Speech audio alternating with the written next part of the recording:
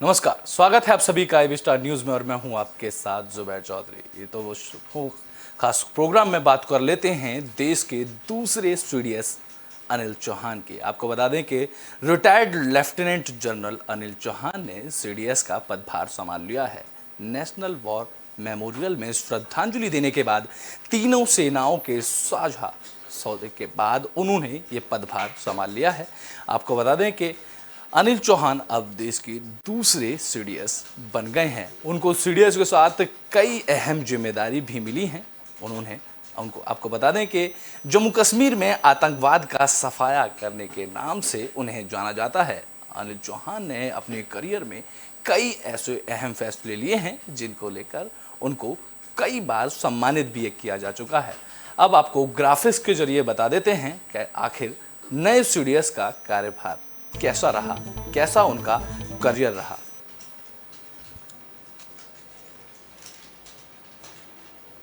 तो अनिल चौहान अब देश के दूसरे सीडीएस बन चुके हैं। 9 महीने बाद उन्होंने ये पद संभाला है। 9 महीने से सीडीएस का पद खाली चल रहा था और ये कई महीने बाद अब देश को दूसरे सीडीएस मिल चुके हैं। अनिल चौहान को बड़ी जिम्मेदारी मिली है। आपको बता दें कि उनके करियर में उनकी कैसे करियर की शुरुआत रही, किस तरीके से उन्होंने अपने पूरे करियर को संभाला और कैसे उनकी पहली पोस्टिंग रही। बात करें उनकी पहली पोस्टिंग की तो 11 गोरखा राइफल में उनकी पहली पोस्टिंग हुई थी। बता दें कि राष्ट्रीय रक्षा अकादमी और भारतीय सेना अकादमी और देहरादून के पूर्व छात्र रह चुके हैं नए CDS Anil Chauhan. Major general rank में बारामूला सेक्टर में इन्फेंट्री डिवीजन का भी कमान पे संभाल चुके हैं। बतौर लेफ्टिनेंट जनरल उत्तर पूर्व की कोर भी सीडीएस अनिल चौहान संभाल चुके हैं। बता दें कि सैन्य संचालन महानिदेशक और कई महत्वपूर्ण पद इससे पहले सीडीएस अनिल चौहान संभाल चुके हैं। अंगोला में संयुक्त राष्ट्रीय मिशन की जिम्मेदारी भी सीडीएस अनिल चौहान ने संभाली थी। बता दें कि रिटायरमेंट के बाद राष्ट्रीय सुरक्षा और रणनीतिक मामलों में भी उनका अहम योगदान रहा है और सेना में विशिष्ट और शानदार सेवा के लिए भी उनको कई मेडल मिल चुके हैं और उनको कई बार सम्मानित भी किया जा चुका है। तो बात कर लें retired lieutenant general Anil Chauhan की, तो retired lieutenant general Anil Chauhan ने चीफ ऑफ डिफेंस स्टाफ का पदभार ग्रहण कर लिया है। नेशनल वॉर मेमोरियल में श्रद्धांजलि देने और तीनों सेनाओं के साझा गार्ड ऑफ ऑनर के बाद उन्होंने पदभार ग्रहण किया है।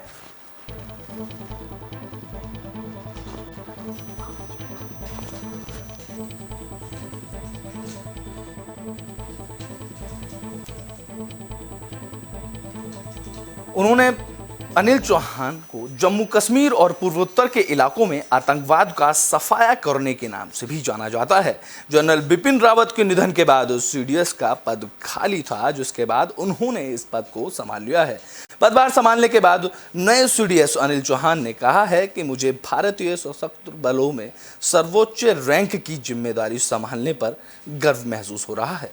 मैं चीफ ऑफ डिफेंस स्टाफ के रूप में तीनों रक्षा बलों की उपेक्षाओं को पूरा करने का प्रयास करूंगा और हम सभी चुनौतियों और मुश्किलों का मिलकर सामना करेंगे। सीडीएस बनने के बाद उन्होंने बयान भी दिया और उन्होंने सीधे तौर पर कहा कि मैं उन्हें मिली जिम्मेदारी को बखूबी निभाऊंगा। सीधे तौर पर उन्होंने आगे भी कहा है कि हम सभी चुनौतियों को और मुश्किलों का मिलकर सामना करेंगे। इससे पहले जनरल अनिल चौहान ने दिल्ली के नेशनल वॉर मेमोरियल पहुंचकर शहीदों को श्रद्धांजलि दी। वह अपने पिता सुरेंद्र सिंह चौहान के साथ मेमोरियल पहुंचे थे।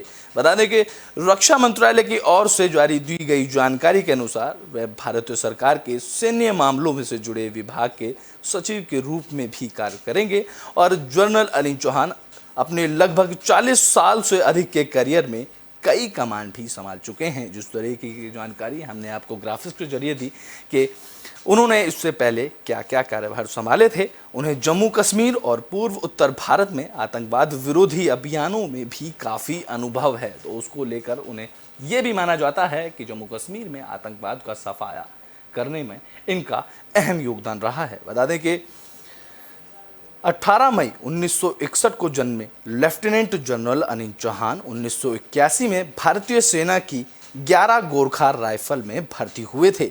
वे नेशनल डिफेंस एकेडमी और इंडियन मिलिट्री एकेडमी देहरादून के पूर्व छात्र हैं, जिसमें मेजर जनरल के रैंक के अधिकारी की उत्तरी कमान में उनका महत्वपूर्ण योगदान रहा है। तो वहीं बारामूला सेक्टर में एक इन्फेंट्री डिवीजन की कमान भी उन्होंने संभाली थी और बाद में लेफ्टिनेंट जनरल के रूप में उन्होंने उत्तर पूर्व में एक कोर की कमान संभाली। इसके बाद वह सितंबर 2019 से पूर्व कमान के जनरल अफसर कमांडिंग इन चीफ बने और इसके बाद 31 मई 2021 को वो रिटायर हुए थे और अब उसके बाद उन्होंने नए चीफ ऑफ डिफेंस स्टाफ का पदभार संभाल लिया है। बता दें कि उससे पहले उनको कई सम्मान मिल चुके हैं और उनके पास कई मेडल के खाते भी हैं। आपको ग्राफिक्स के जरिए बता देते हैं कि आखिर नए सीडीएस अनिल चौहान को इससे पहले कितने पदकों से सम्मानित किया जा चुका है। उनको बड़ी जिम्मेदारी मिली है, लेकिन हम बात कर लेते हैं उनके पदकों को सम्मानित किए जाने की। बता दें कि परम विशिष्ट सेवा मेडल से उनको पहले भी सम्मानित किया जा चुका है।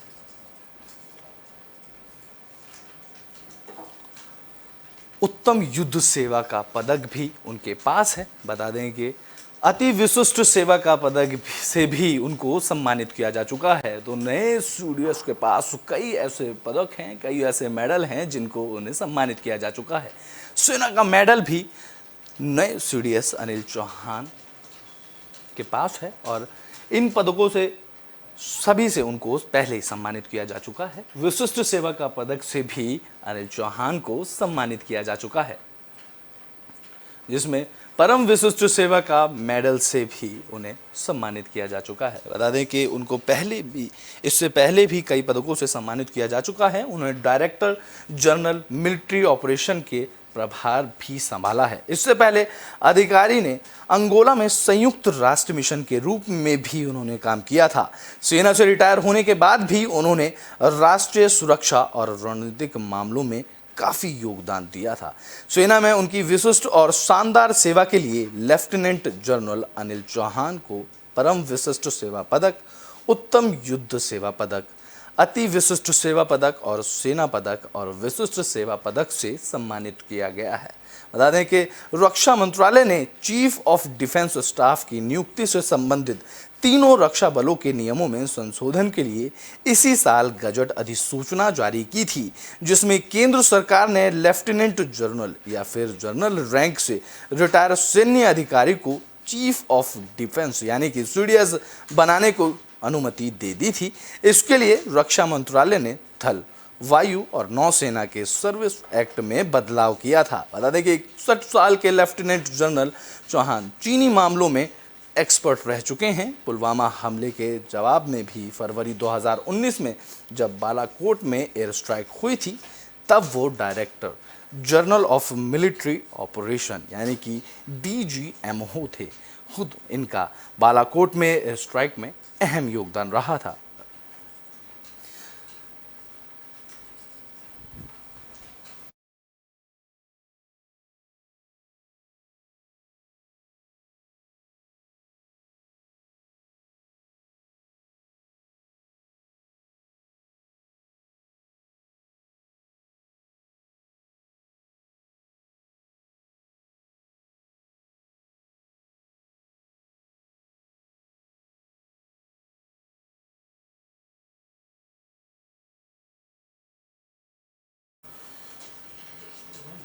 आपको बता दें कि पिछले साल हेलीकॉप्टर क्रैश में जनरल बिपिन रावत का निधन हुआ था।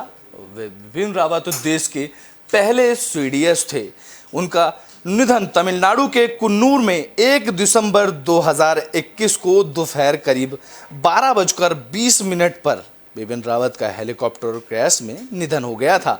8 दिसंबर 2021 को जनरल बिपिन रावत की मौत की खबर ऑफिशियल हुई थी। वह देश के पहले चीफ ऑफ डिफेंस स्टाफ थे, यानी कि सीडीएस थे। हेलीकॉप्टर में जनरल रावत की पत्नी मधुलिका रावत समेत सेना के 14 लोग सवार थे और इस हादसे में सभी 14 लोगों की मौत हो गई थी। बता दें कि हादसे का शिकार हुए MI-17 V5 के हेलीकॉप्टर में जनरल रावत, उनकी पत्नी के अलावा 12 लोग और थे। चॉपर में brigadier LS Lidder, lieutenant colonel Harjinder Singh, wing commander PS Chauhan, squadron leader K Singh, Naik Gursewak Singh, Naik Jitendra Kumar, lance Naik Vivek Kumar और लांस नायक B साई तेजा। जिसके बाद जूनियर वारंट अफसर दास, जूनियर वारंट अफसर A प्रदीप और हवलदार सतपाल इस हेलीकॉप्टर में सवार थे और इन सभी की इस हेलीकॉप्टर क्रैश में निधन हो गया था। जिसके बाद कई दिनों तक यह पद खाली रहा था और कई महीनों बाद अब देश को नए सीडीएस मिल गए हैं और नए सीडीएस अनिल चौहान ने ये पदभार संभाल लिया है। आपको बता दें कि इस पदभार को संभालने के लिए वह खुद अपने पिता के साथ नेशनल मेमोरियल पहुंचे थे, जहां उन्होंने सैनिकों को श्रद्धांजलि देने के बाद अपना कार्यभार संभाला था। बता दें कि देश में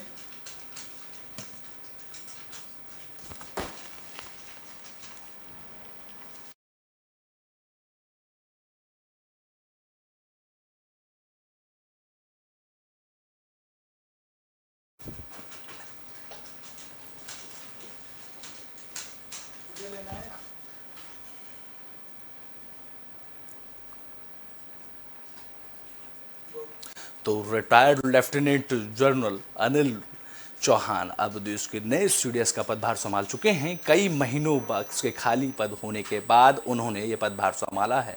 बता दें कि आखिर देश में सीडीएस की ज़रूरत क्यों पड़ी, आखिर सीडीएस इसमें क्या काम होता है। ग्राफिक्स के ज़रिए आपको बता देते हैं कि सीडीएस के ज़रिए किन कामों के लिए इसमें इसकी ज़रूरत पड़ी और सीडीएस का काम आखिर क्या होता है।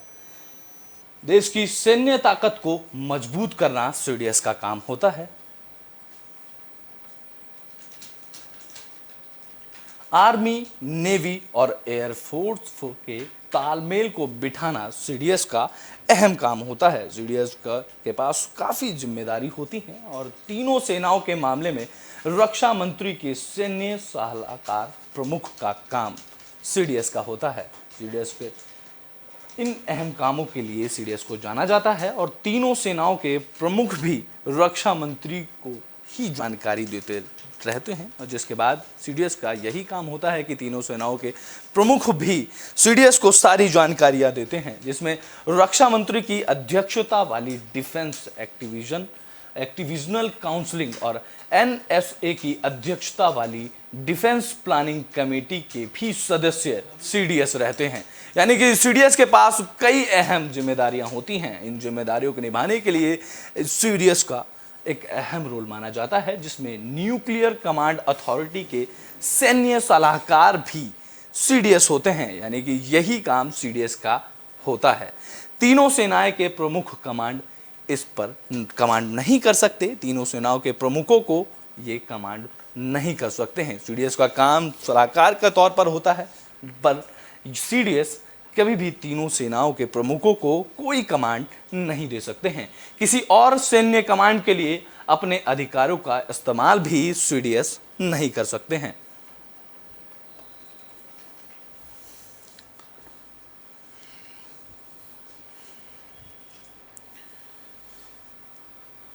बता दें कि चीफ ऑफ डिफेंस स्टाफ का पद संभालने के साथ साथ दो और अहम जिम्मेदारी सीडीएस संभालते हैं। CDS chief of staff committee यानी कि COAC के परमानेंट चेयरमैन होते हैं और तीनों सेना के प्रमुख इस कमेटी में होते हैं। सीडीएस पद आने से पहले तीनों सेनाओं के प्रमुख में से जो सबसे वरिष्ठ होता है वही इस कमेटी का चेयरमैन भी होता है, लेकिन अब सीडीएस की ही इसके चेयरमैन होते हैं। और तीसरा डिपार्टमेंट तीसरा डिपार्टमेंट ऑफ मिलिट्री अफेयर्स यानी कि डीएमए के सचिव भी सीडीएस होते हैं, जिसमें डीएमए रक्षा मंत्रालय के अंतर्गत आने वाला विभाग है, जिसको लेकर इन सभी पदों पर सीडीएस इन सभी पदों को संभालते हैं और सीडीएस के पद पर काफ़ी अहम जिम्मेदारी होती हैं, जिनको हमने ग्राफिक के जरिए आपको बताया भी है। बता दें कि इसके बाद आखिर भारत में सीडीएस पद की ज़रूरत क्यों पड़ी,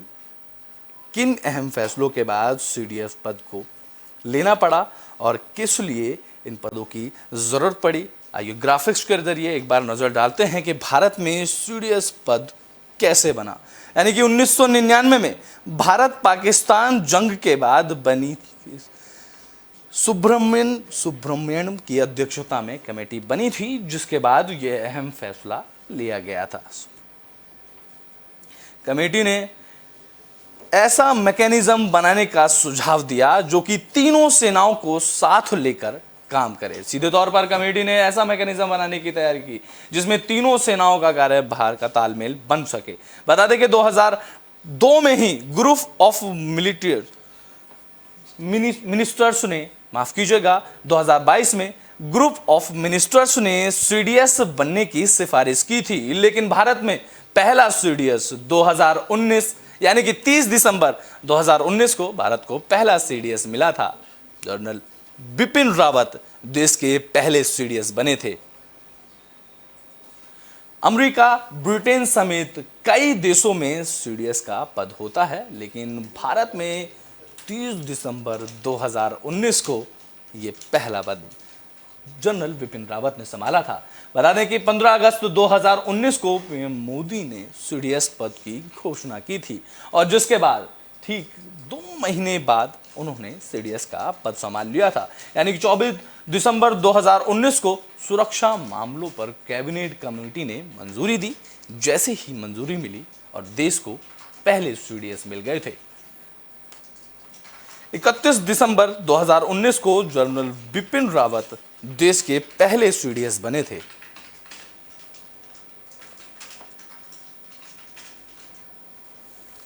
और अब भारत के दूसरे सीडीएस के बतौर retired lieutenant general Anil Chauhan बन चुके हैं। बता दें कि इस पद की ज़रूरत इसलिए पड़ी थी कि 1999 में भारत ने पाकिस्तान के साथ कारगिल में जंग लड़ी थी। इस जंग में भारत की जीत हुई थी और इस जंग के बाद से सुब्रमण्यम की अध्यक्षता में एक कमेटी बनी थी। इस कमेटी ने सुझाव दिया कि एक ऐसा मैकेनिज्म होना चाहिए जो कि तीनों सेनाओं को साथ लेकर काम कर सके। कमेटी के सुझाव के आधार पर 2001 में ग्रुप ऑफ मिनिस्टर्स ने चीफ ऑफ डिफेंस स्टाफ पर पद बनाने की सिफारिश की थी, जिसमें अमेरिका, ब्रिटेन, इटली, फ्रांस और चीन समेत दुनिया के कई देशों में चीफ ऑफ डिफेंस स्टाफ का पद है। लेकिन इसके बावजूद देश में चीफ ऑफ डिफेंस स्टाफ का पद नहीं बन सका, जिसके बाद 15 अगस्त 2019 को प्रधानमंत्री नरेंद्र मोदी ने जब इस पद की घोषणा की, तब उन्होंने कहा कि तीनों सेनाओं में कोऑर्डिनेशन के तौर पर वह अपने अपने तरीकों से आधुनिकीकरण के लिए प्रयास भी करते हैं, लेकिन जिस तरह से युद्ध के दायरे और रंग रूप आजकल बदल रहे हैं और जिस तरह से टेक्नोलॉजी की भूमिका बढ़ रही है, उसके कारण भारत को भी टुकड़ों में सोचने के से काम नहीं चलेगा, जिसके लिए सीडीएस पद की बहुत ज़रूरत है। देश की पूरी सैन्य शक्ति को एकजुट होकर एक साथ आगे बढ़ना होगा। भारत के प्रधानमंत्री नरेंद्र मोदी ने 15 अगस्त 2019 को यह ऐलान किया था, जिसके बाद 24 दिसंबर 2019 को सुरक्षा मामलों पर कैबिनेट कमेटी ने चीफ ऑफ डिफेंस स्टाफ पद को बनाने की मंजूरी दी थी। यानी कि 24 दिसंबर 2019 को कमेटी ने ये मंजूरी दी थी, जिसके बाद 31 दिसंबर 2019 को जनरल बिपिन रावत देश के पहले सीडीएस नियुक्त हुए। उनका कार्यकाल 3 साल का था। सीडीएस का काम सेना, वायुसेना और नौसेना के कामकाजों में बेहतर तालमेल बैठाना होता है और देश में सैन्य ताकतों और को मजबूत करना होता है। वो तीनों सेनाओं के मामले में यानी कि रक्षा मंत्री प्रमुख सैन्य सलाहकार के रूप में काम करेंगे। लेकिन तीनों सेनाओं के प्रमुख भी रक्षा मंत्री को अपनी अपनी सेना से जुड़े मामले में सलाह देना जारी रखेंगे। यानी कि जो भी तीनों सेनाओं के प्रमुख होते हैं वे रक्षा मंत्री को अपनी अपनी सेना से जुड़े मामलों में सलाह देना जारी रखेंगे। लेकिन इसके बावजूद सीडीएस का इन पर अहम कंट्रोल होता है। सीडीएस रक्षा मंत्री की अध्यक्षता वाली डिफेंस एक्टिविजन काउंसिलिंग और एनएसए की अध्यक्षता वाली डिफेंस प्लानिंग कमेटी के सदस्य भी होते हैं और साथ ही न्यूक्लियर कमांड अथॉरिटी के सैन्य सलाहकार भी होते हैं। चीफ ऑफ डिफेंस स्टाफ तीनों सेनाओं के प्रमुखों को कमांड नहीं कर सकते हैं और ना ही किसी और सैन्य कमांड के लिए अपने अधिकारों का इस्तेमाल कर सकते हैं। सीडीएस पद पर एक अहम जिम्मेदारी होती है और इनको लेकर उनके पास अहम फैसले भी लेने का अधिकार होता है। लेकिन आपको बता दें कि सीडीएस तीनों सेनाओं के प्रमुखों को कमांड नहीं कर सकते हैं और ना ही किसी और सैन्य कमांड के लिए अपने अधिकारों का इस्तेमाल कर सकते हैं। यानी कि चीफ ऑफ डिफेंस स्टाफ का पद संभालने के साथ साथ वो दो और अहम पद की जिम्मेदारी संभालते हैं। CDS chief of staff committee के परमानेंट चेयरमैन होते हैं। तीनों सेना के प्रमुख इस कमेटी में होते हैं, जिसमें सीडीएस पद आने से पहले तीनों सेनाओं के प्रमुखों में जो सबसे वरिष्ठ होता था वही इस कमेटी का चेयरमैन होता था। बता दें कि इससे पहले जब सीडीएस भारत में नहीं था उससे पहले तीनों सेनाओं के सबसे वरिष्ठ प्रमुख कमेटी के प्रमुख को इस कमेटी का चेयरमैन बनाया जाता था। लेकिन अब सीडीएस ही इसके चेयरमैन होते हैं। और तीसरा डिपार्टमेंट ऑफ मिलिट्री अफेयर्स यानी कि डीएमए के सचिव भी खुद सीडीएस ही होते हैं, जिसमें डीएमए रक्षा मंत्रालय के अंतर्गत आता है। बता दें कि आखिर चीफ ऑफ डिफेंस स्टाफ की कितनी सैलरी होती है, किस तरीके से वो काम करते हैं। चीफ ऑफ डिफेंस स्टाफ का पद 4 स्टार रैंक का होता है। यानी कि आपको बता दें कि इससे पहले retired lieutenant general Anil Chauhan के पास 3 स्टार थे। चीफ ऑफ डिफेंस बनने के बाद उनके पास 4 स्टार हो गए हैं। यानी कि चीफ ऑफ डिफेंस स्टाफ का पद 4 रैंक का होता है। इन्हें मिलने वाली सैलरी और दूसरी सुविधाएं सर्विस चीफ के बराबर ही होती हैं। सीडीएस को हर महीने सैलरी और भत्ते मिलाकर 2.5 लाख रुपए मिलते हैं। तीनों सेनाओं के प्रमुख या तो 62 साल की उम्र में या फिर 3 साल की सर्विस के बाद रिटायर हो जाते हैं। लेकिन चीफ ऑफ डिफेंस 65 साल की उम्र में रिटायर होते हैं। इनके कार्यकाल की कोई सीमा नहीं है। यानी कि सीडीएस कितने भी समय तक पद पर बने रह सकते हैं। देश को दूसरे सीडीएस मिल चुके हैं और इनके काम करने की समय सीमा नहीं होती। ये कितने भी समय पर अपने पद तक रह सकते हैं। चीफ ऑफ डिफेंस 65 साल की उम्र में रिटायर हो जाते हैं। लेकिन सीडीएस पर यह समय की पाबंदी नहीं होती। सीडीएस कितने भी समय तक अपने पद पर बने रह सकते हैं।